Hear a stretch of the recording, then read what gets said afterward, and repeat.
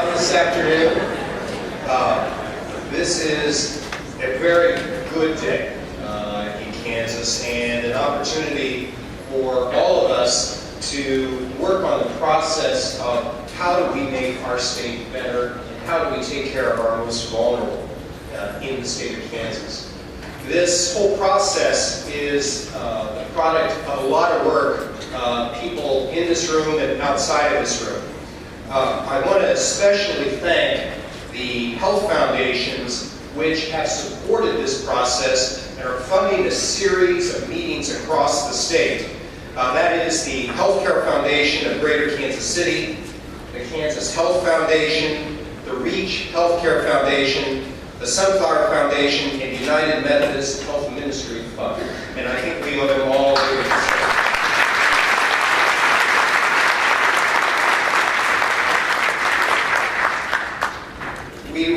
when we first talked with them, I don't think they believed that we would have over 300 people in the room, and I'm sure that all of us are pleased at this conversation. And that's what this is about. This is going to be a conversation here amongst Kansans on a way that we can start moving our state forward. It's not just how we balance our budgets or cut people off the budget. No, what it is how do we solve problems? How do we get the best results for Kansans? And we're in very difficult times, as we all know. And it's one where we have a tremendous opportunity in order to make our programs work better for the state of Kansas. Unfortunately, a couple of people who we're going to, that we've invited to speak today cannot join us. Unfortunately, the governor cannot be here because of the flooding issues. And also asked Senator Hensley to speak, and he's tied up as well. But we want to thank you, and we want to give everybody a maximum opportunity to visit as we move forward here. There are a couple of housekeeping items that I want to set up. We're going to have no breaks. We're going to be taskmasters and slave masters here because we want to maximize your time. But I want everybody to know that you can sneak out. There's bathrooms over to the right as you go out these doors. There are also, we have access to any sort of some drinks and other things if you need something to charge your arm. Would like to show you a little bit of the agenda here today. The agenda is really going to be to present a few ideas and some common information that we can all use. And we'll be looking from Wayhorn to, Wayhorn and Deloitte Consulting, tell us a little bit about some of the national trends and issues that are facing Medicaid. Dr. Bob Moser, the Secretary of KDHE, will also be explaining a little bit of our Kansas situation. I'll be making a few comments on some ideas and principles, and then comes the big part. And that is why we've set this up so that we have some tables that you have some people that you may have never met before, and that is purposeful. Because we want to give everybody the opportunity not just to comment, because we could all do that for 3 or 5 minutes. It is an opportunity for the tables to get together and come up. Here are some ideas in areas that we know, and maybe some ways that we can cross-pollinate of how can we move this state forward. And we're going to give you some different rounds on how to do that. And this is going to be a real roll-up-your-sleeves opportunity. And I hope that you'll find that this will be a unique opportunity and one that we will continue as we go forward. I want to thank all of you for coming today, and we are going to roll up our sleeves and get to work. And so with that, I would like to begin this with a Wayhorn of Deloitte. They are going to provide us with some of the national perspectives of what is going on in Medicaid. Wayhorn.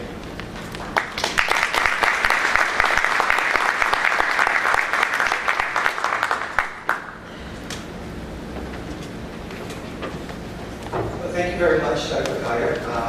Thank you all for coming today. I started out this morning in Maryland, just outside Washington, D.C. I thought I'd given myself plenty of time to get here. My plane was an hour late. It's a good thing that you haven't installed those pictures that catch you speeding on your toll roads yet. and I arrived literally about 30 seconds ago, so it's a great pleasure to be here. First of all, I want to thank Dr. Colyer for his leadership on this issue. I can tell you that over the last 2 or 3 months, I've had a chance to meet with him on a number of occasions. And you have someone who is deeply committed in this state to reforming Medicaid in a way that ensures that those people who are in need are able to access high-quality services that are effective and efficient. And I know that you will hear more from him throughout this day and throughout this process. But I can tell you that he is extraordinarily committed to this, as are the rest of his team. And I want to thank you, Dr. Colyer, for your leadership on this issue. My job is to provide a little bit of a background from a national perspective. I'm a clinical child psychologist by training. I also served at the U.S. Department of Health and Human Services for 7 years as an assistant secretary overseeing programs that interact a lot with the Medicaid population. I also worked in the healthcare field as a clinical psychologist. I was director of outpatient psychological services at Children's Hospital in Washington, D.C. I also was the administrator of several clinics at universities. And so I know this field, or been working in this field for the 30 years of my professional career. So I hope I bring a little bit of that to this discussion as well. What I'd like to do is begin with a background on the Medicaid program, and then to give you some perspective on what other states are doing to cope with some of the unique challenges that we find ourselves in right now regarding the Medicaid program. As most of you undoubtedly know, Medicaid is a federal-state partnership that provides health care services for certain populations.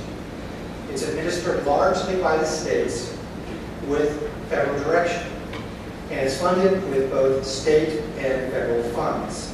Now, the federal government matches the amount of money a state spends on Medicaid using a statutory formula known as the Federal Medicaid Assistance Percentage, or FMAP. And that FMAP determines for each state what share of a state's Medicaid program expenditures is paid for by the federal government and what amount is paid for by the state. Now, in general, the federal government pays a larger share in poorer states like Mississippi or West Virginia, and a smaller share in higher income states like New York or Connecticut. Historically, the FMAP rate has ranged from about 50% to 75%, with a mean of about 57%, which means that for the average state, the federal government pays 57% of every dollar, 50 cents of every dollar that's spent on Medicaid. Now, the stimulus bill that was passed a couple of years ago temporarily increased the FMAP rate for states, effectively moving the range that the federal government pays for from up to about 57 to 80%, with a mean about 67%. But that increased FMAP rate goes away in just a few days on July 1st. And what that means is that by the FMAP rate going down for every state, there's going to be increased pressures on state budgets. Now, Title 19 of the Social Security Act, which governs the Medicaid program, specifies that certain services must be covered by Medicaid, called mandatory services, while also granting states the ability to provide certain optional benefits as well.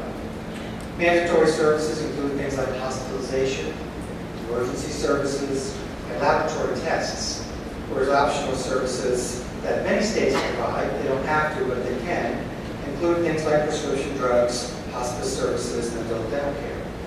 Now, Title 19 also specifies that certain groups must be covered, but also provides states with the flexibility to cover additional groups as well. So when you look at the Medicaid covered populations, they can be grouped into 3 categories. First is non-age and non-disabled adults, mostly and most especially pregnant women, and children living in low-income households. And nationally, about 35 million recipients fall in that category. The second category is persons with disabilities, and across the United States, about 9 million children fall in that category. And for the elderly, close to 5 million fall into that category as being served through the Medicaid program. Now, we'll go to the next slide here. And as shown on this slide, while the largest number of persons on Medicaid are children and non-aged, non-disabled adults, the breakdown of actual expenditures by Medicaid populations tells a different story. So while the non-disabled and non-aged adults and children living in low-income households represents about 72% of the enrollment, they incur only about 34% of the expenditures in Medicaid. In contrast, persons with disabilities on Medicaid represent about 18% of the enrollment and 44% of expenditures. And while the elderly represent 10% of the enrollment, they account for about 22% of total Medicaid expenditures. Now, originally intended to be a relatively small program, if you look at this slide, you'll see the growth in Medicaid expenditures over time. In 1966, when Medicaid was first enacted, we were spending less than about $1 billion a year on the Medicaid program. And enrollment was about 4 million people. Today, expenditures have grown to $404 billion, and over 52 million people are recipients on Medicaid. Now, if you look forward the next 10 years, the expenditures are projected to increase at an average annual rate of 8.3%. And by 2019, total expenditures are anticipated or projected, if nothing happens other than the program continues the way it is, to reach $840 billion in 2019. Now, the growth of the Medicaid program has a direct impact on state budgets. As shown on this slide, and this is again national data, for the average state, the Medicaid budget is now the single largest expenditure of all programs within the state, or categories of expenditures within the state. Close to 22% of the total fiscal 2010 state spending is now accounted for by Medicaid. This increase in Medicaid expenditures is, as a percent of states' budgets, have put tremendous pressure on states to cut the budgets of other programs, like education and social services. This is what people call the crowd-out effect. As Medicaid expenditures have grown, as a percentage of state budgets, a lot of states are in a position where they've got to cut other items within their state budgets. So what's driving this increase in growth in Medicaid expenditures? Now, this is an interesting graph, so let me explain it. So the blue line on the top is the percent increase in Medicaid expenditures per year as compared to 2005. The red line is the increase in enrollment in the Medicaid program over the baseline year of 2005. What this graph shows is that they kind of match. Those two curves kind of match, which suggests that what is driving primarily the increase in expenditures in the Medicaid program is increases in enrollment rather than increases in cost per recipient. So, what are states doing to cope with this? We've put certain levers that states can use to help to deal with rising costs in Medicaid into 4 major buckets. The first bucket is to reduce enrollment in the Medicaid program. Now, traditionally or historically, the way that one does that is to reduce eligibility. However, under the Healthcare Reform Act, there's something called a maintenance of effort requirement, which does not allow states to change either the level of eligibility. So, for example, they can't go from 133% of the federal poverty line to 100% of the federal poverty line, or the criteria for determining eligibility for Medicaid. For example, decreasing the income disregard amounts. If either of those changes results in reducing the number of people who are eligible for the Medicaid program. So consequently, what other states are starting to explore is new ideas about how to reduce the Medicaid rolls, primarily through looking at ways to more effectively partner with other agencies that help people move into employment. So what we're starting to see in Medicaid, and in my lifetime this is really revolutionary, is more partnering with, for example, agencies that do welfare to work programs to help people move into work where it makes sense to do so, and into particularly jobs where we can access private sector health insurance in lieu of Medicaid. A second bucket, if you will, of levers that states have been using is to reduce services. Now, one way to do that is to reduce or eliminate certain optional benefits. They're not required under the law, and so some states are looking to reduce those or eliminate them altogether. Optional benefits like chiropractic services, dental benefits for adults, drugs via pharmacy limits for adults, and so forth. But another option that states are exploring is to reduce the need for these services through better coordination of care. The idea being that if we better coordinate care up front, particularly for people with chronic conditions or utilize prevention activities, we can reduce the need for services later on that are more costly because we've prevented the need for those services up front. Now, it's easy to say we're going to coordinate services in Medicaid. I'll tell you, it's a hard thing to do.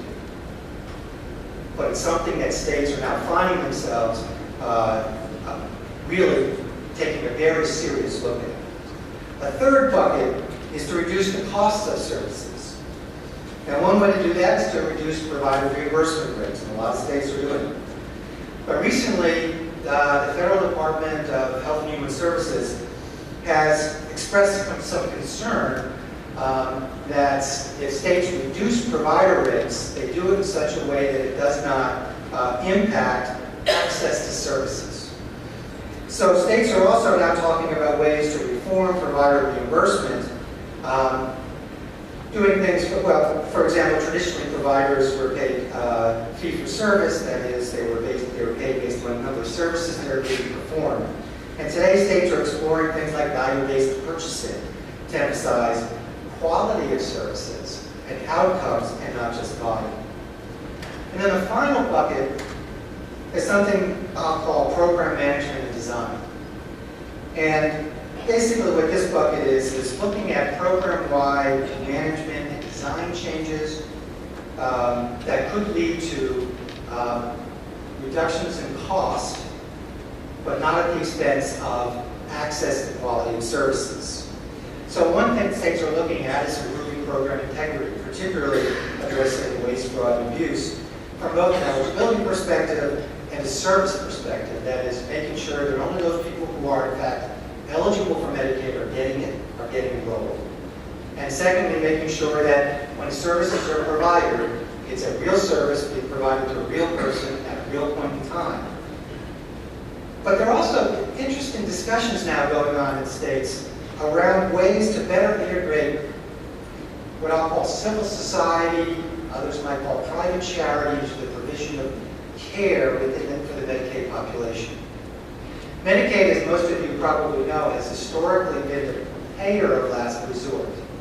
What some states are starting to look at is the idea that if we can draw upon the resources of civil society, maybe at least in some areas, we can make Medicaid also the service provider of last resort. And then finally, there are states who are saying, you know, we need a lot of flexibility in this program in order to manage it right, particularly to match it up with unique needs and challenges that we face in our particular state. And so what they're thinking about and requesting is something called global waivers from the federal government. The idea that in exchange for a fixed amount of money, the federal government will give states wide latitude, if not complete latitude, in how they design their Medicaid program, from the eligibility rules to payment rules to the types of services that are being provided and so forth. So as you can see, there's lots of interesting ideas that are being discussed nationally at various states. Kansas is not alone in trying to deal with these challenges. These are challenges that almost every state is facing. And so with that, what I'd like to do is turn this over to Dr. Moser, who will give a Kansas-centric perspective on these issues. Thank you.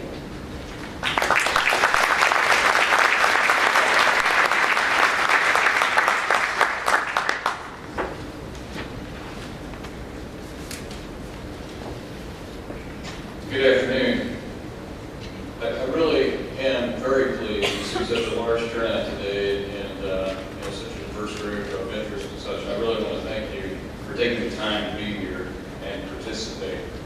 I'm going to continue along the same line as Mr. Horn, but I'm going to point out a few of the features kind of unique to Kansas and part of the reason why we're here today addressing Medicaid reform for Kansas.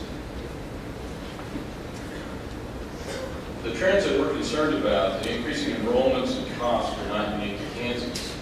However, every state's Medicaid program is indeed unique, and we must consider our own situation, including our budget and Medicaid's impact on other services such as education. The fact is, Kansas Medicaid cost is growing faster than our state income.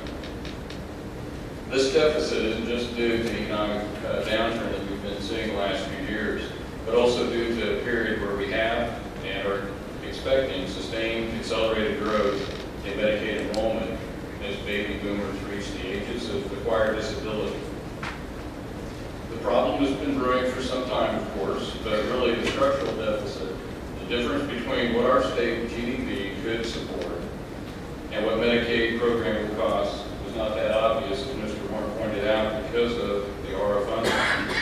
More federal dollars are coming in, and actually above the usual match rate of 60-40 for Kansas. And those end on June 30th, as he said, 8 days away from now. Now this next slide shows on the graph, basically on the top line, the blue one in color there, the portion of that to the left, shows the average annual growth in Medicaid enrollment from 2000 to 2011. And the green line extending to the right off of that blue one is the projected increase based on the average annual growth rate of enrollment in Kansas, which is around 4.6%. And note the only time that there's a drop in that line going up occurred in 2006, 2007, and that was due to the fact that Medicare Part D was implemented. Otherwise, it's been a constant acceleration there. On the lower line, the red line is the average annual growth rate of Kansas Medicaid spending. And you can see that the average annual growth rate is about 7.5%. And then the purple portion of that line off to the right shows an accelerated growth rate that's expected with the increasing numbers of baby boomers as they age. Now the spending growth rate from 2012 on shows a similar acceleration that Mr. Warren pointed out for the United States, which is a little over the 8% mark. On the next slide, I wanted to just go back over a little bit of what he talked about in the crowd-out effect. If Medicaid spending growth in Kansas continues at its current rate, Kansas will face a deficit of over $900 million by 2016. But of course, unlike the federal government, Kansas doesn't have the luxury of running a deficit. Now, this chart shows what has and could happen with Medicaid cost growth. It basically illustrates, if you look at the percentage over there on the left-hand side, Medicare share of total SGO dollars. The deficits projected for fiscal year 14 through 16 would be offset by cutting an equal amount to other components of the state budget, creating this crowd-out effect, and the largest of which would be the K-12 program. The Medicaid population is very similar to what we see at the national level if you break it out by population percentages. On the left side there is the population breakdown.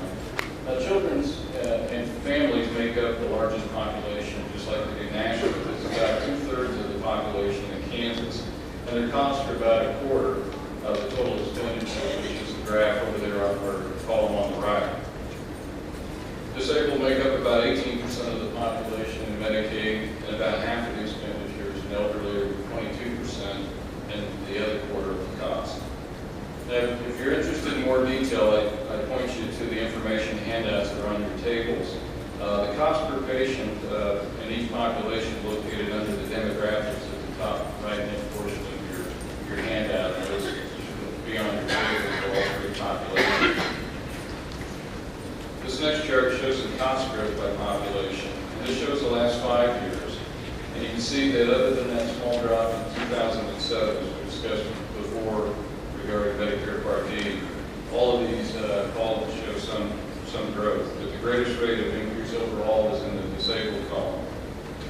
Again, the average rate of growth for Kansas Medicaid cost has been 7.4%, as the CBO projected around 7.5% going forward, but that may be conservative. Half of the growth in the Medicaid spending over the last 5 years in Kansas has been in providing services for the disabled, and that mirrors what's going on nationally as well. Now, as a physician, even though I may be a public health officer, I look at things from a population based. I am a physician, and I tend to look at things holistically from the individual patient.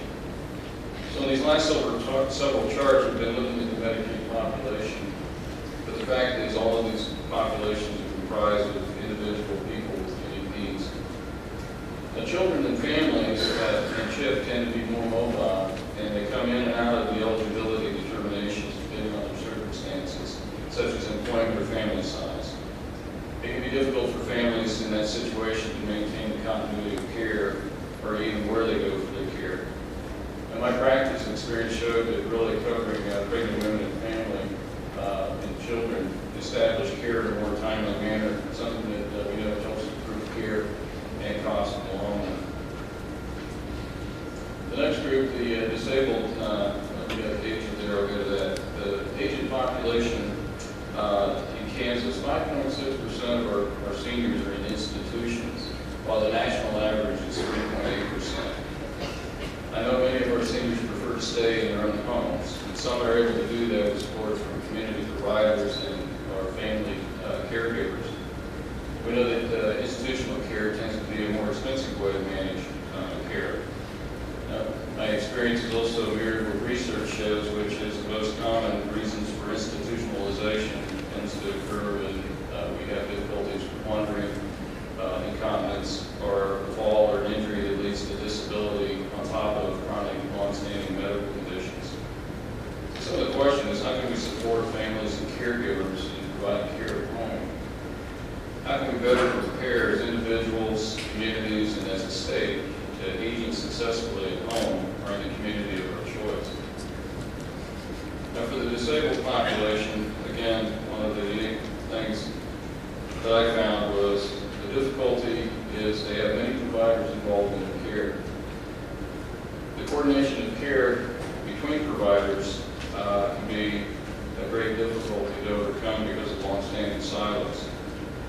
It is in the patient's best interest that we find a way to break down these silos of care. In fact, that was one of the reasons my practice obtained a grant to integrate behavioral health care directly into a group of primary care providers was to help break down some of those silos. We found that to be pretty effective.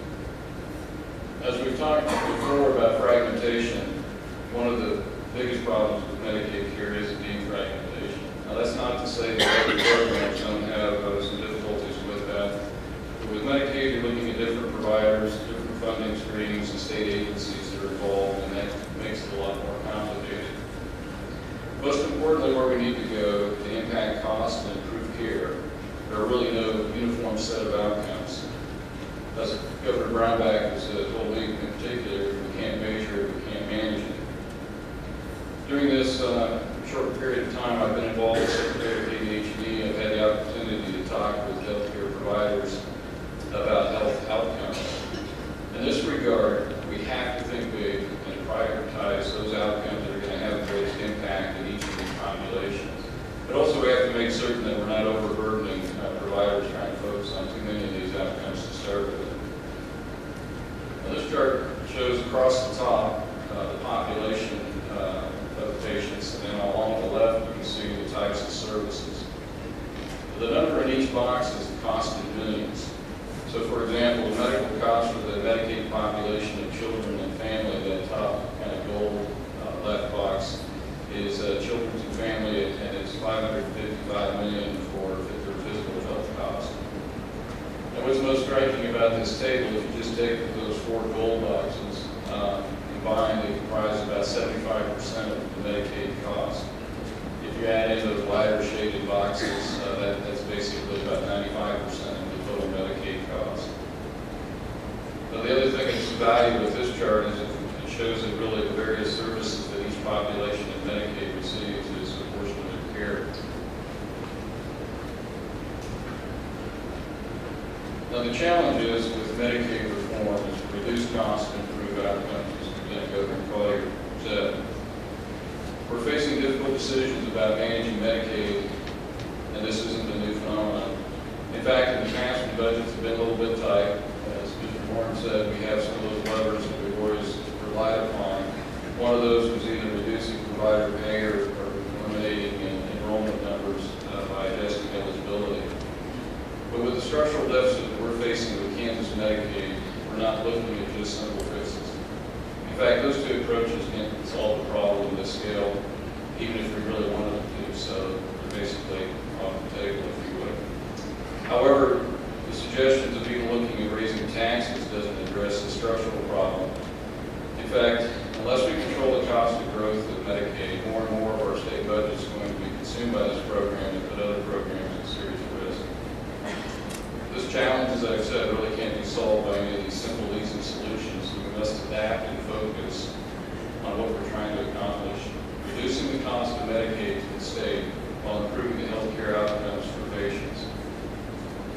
Now, you're pretty aware of the stakeholder involvement. Obviously, in February this year, Lieutenant Governor Dr. Colyer asked for and received several ideas and suggestions for pilot programs and reforms to curb growth, improve the quality of services, and achieve long-term reform in Medicaid.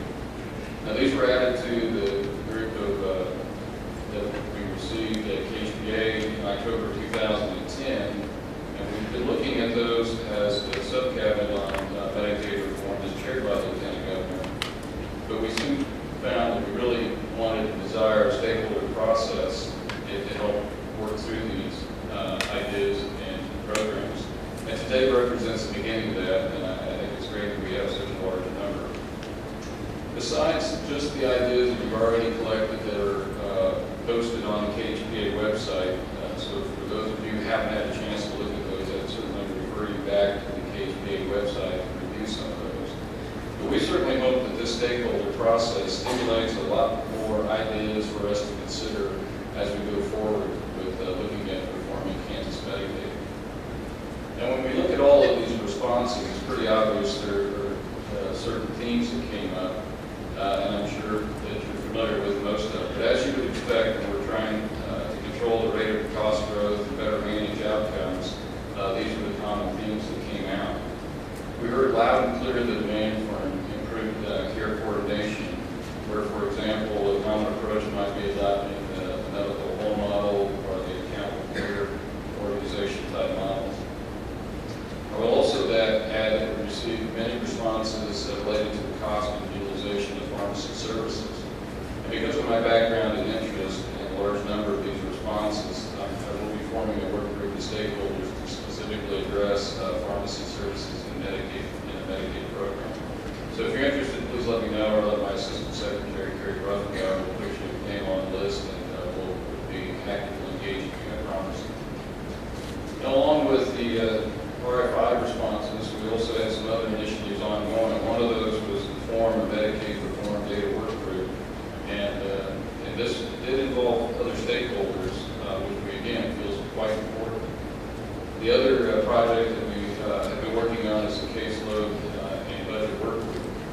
Now, as new ideas come up on models of care or some of these programs are discussed, we're hoping that the data work group can assess their impact as far as the Medicaid budget is concerned.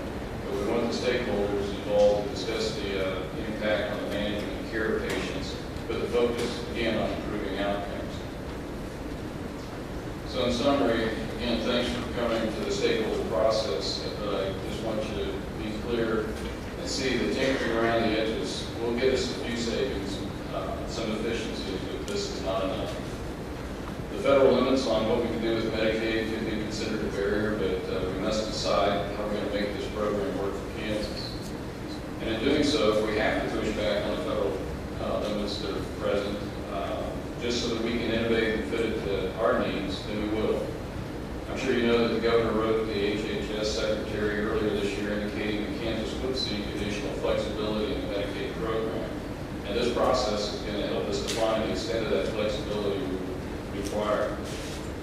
A true reform in a program like this is necessary, and this is our opportunity to remake the program, to make it better, more effective for the patient, the providers, the healthcare systems, all while improving the quality and outcomes. We haven't come to the stakeholder process with a canned product ready to go. I assure you that. We're all here today representing different interests, but facing the same challenge. Working together along a shared vision and focused on the right objectives, and I'm sure we can make a difference. We can't settle for these simple solutions that won't achieve our goals, and I certainly want to tell you that we can't let the past limit our future. Again, thank you for coming today. Now, what I want to do is to turn it back over to Lieutenant Governor Colyer for some additional considerations and comments, and therefore our Lieutenant Governor and Chair of our Medicaid Reform Effort, Dr. Jeff Colyer.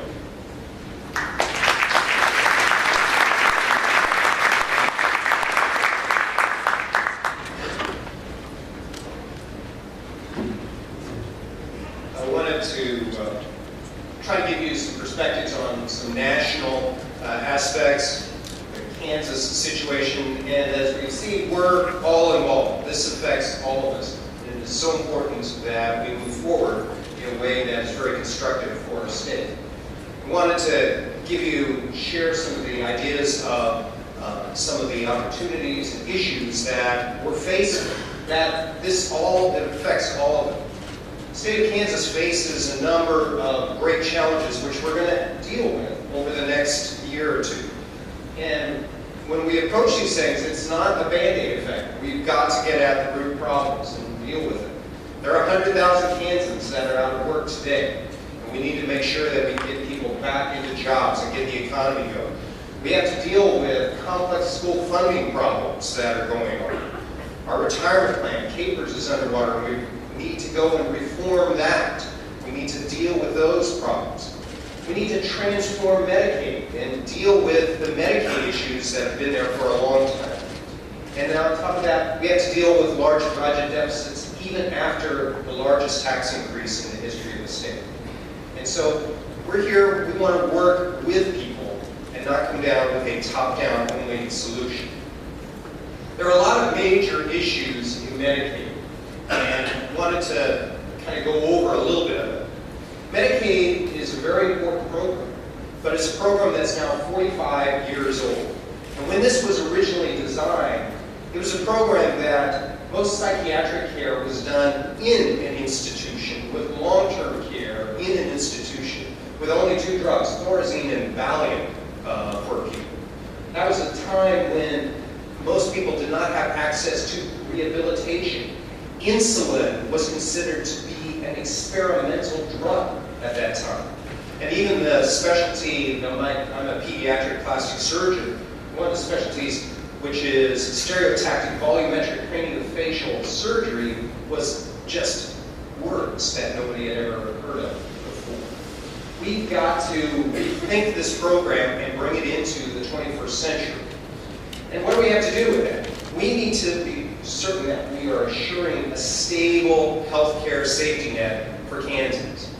And we also need to make sure that we are focusing on better health outcomes. That is not just a matter of making sure somebody has access to a doctor. It is, are they getting the right care at the right time, at the right place? And that in today's world, where we have very complex medical care that has many different providers, how do we coordinate that? How do we make sure that the individual patient gets what they need? We also have to deal with a really slippery problem of how complex Medicaid is. It is a very, very complex process. Not only do we have the federal Medicaid reforms and ACA issues out there, but the federal government has rules and every state has a different program. Patients have different issues, and how they find their doctor and how this works for them is a very complex piece. How is the insurer involved? What happens with the providers? All of these very complex pieces, are probably one of the most complex pieces of government that we have to deal with. And we can. And we can make this a better place. And then we're also not only have to deal with quality of care and making sure people are better, but as we see, we're going to have to deal with a difficult funding situation for the foreseeable future. We can't just go and change individual things. We can't just go and cut 5% here or just throw a few people off of Medicaid. Those are unacceptable. What we need to do is look at how do we get better results, how do we get people the care that they need, and coordinate that in a way that is responsible and improves individual patient outcomes. So we had some Medicaid transformation principles, and this is one that is very personal to me, and it's my prerogative in there because I'm a surgeon, and I'm interested in people and I'm interested in results. And what we need to do is we need to make sure that we care for the whole person, that we are focused on outcomes. How do we get people the best quality of life that they can? How do we coordinate that? We know that quality results improve people's lives. It's not just quality care, it is quality results. How do we take care of people and get them what they need? Now, when we go and we look at the whole person, it is a very complex combination. For example, if you go and you look at our spending on diabetes care in the state of Kansas, we've done a lot of data research. If we go and look at what are the most expensive things that we're spending on those people that have diabetes, one of the most expensive aspects of it is psychiatric drugs. We are having to deal with people with multiple medical problems. How do we make sure that we get the care that that individual needs? And so we need to look at all of these programs. We need to realize that Kansans don't live in silos. It is not just a mental health issue. It is not just a disability issue. It is not just families. It is not just nursing care. We are all in this together. But it goes even beyond that. And that is we have to go and look at all of our programs, all of our agencies, and the lifestyle of it. The second Medicaid transformation principle is to make sure that we create a strong, dignified safety net for our most vulnerable Kansans. We need to make sure that we target those who are most in need, and that we help those who most need our care and provide that in a way that is best for them. So, can we keep people out of institutions? Can we keep them at home wherever possible, in their own communities? We need to make sure that this safety net that we have, that this whole system, that over the next decade is a stable system with all of the changes that are going on the federal side and all of the changes that are going on in the state. We need to make sure that we take care of people and have them in a very stable safety net. The next Medicaid transformation principle is also one that is very important, and that is it has to be economically rational. And from a personal side, I see this as a doctor, that the billing and what the patient pays and what the insurer charges, what that bill looks like. We've all seen our doctor's bill or our hospital bill, and it makes no sense. There is no rationality to those programs. And so, in many ways, Medicaid pricing and our plan structures are very similar to Soviet military economics. That's what I was educated in and what I have a master's degree in. And many of these systems, there are no prices or no alignment of decisions, so that we need to reward good outcomes all the way through the system. And so that means we have to align health decisions. We need to align costs. Who pays for it? We need to make sure that everybody is pointing towards higher quality, better results for our patients, and that that economic line is tied to that. In many ways, that quality and outcomes is linked to price. We need to have a price signal in the healthcare system, because if you have a price signal, then we can value what the quality is for this. We need to make sure that that quality happens not just by additional bureaucracy or courts and driving everybody crazy. It is getting the care directly to people and making sure that they can do that. Everybody needs to feel these links between outcomes and costs, and we can do that in a way that doesn't harm people, but allows people to have choices in their health care opportunities, and to make sure that the state, that we are accountable for making sure that health care is aligned to getting the best possible results. A next Medicaid transformation principle is we have an opportunity.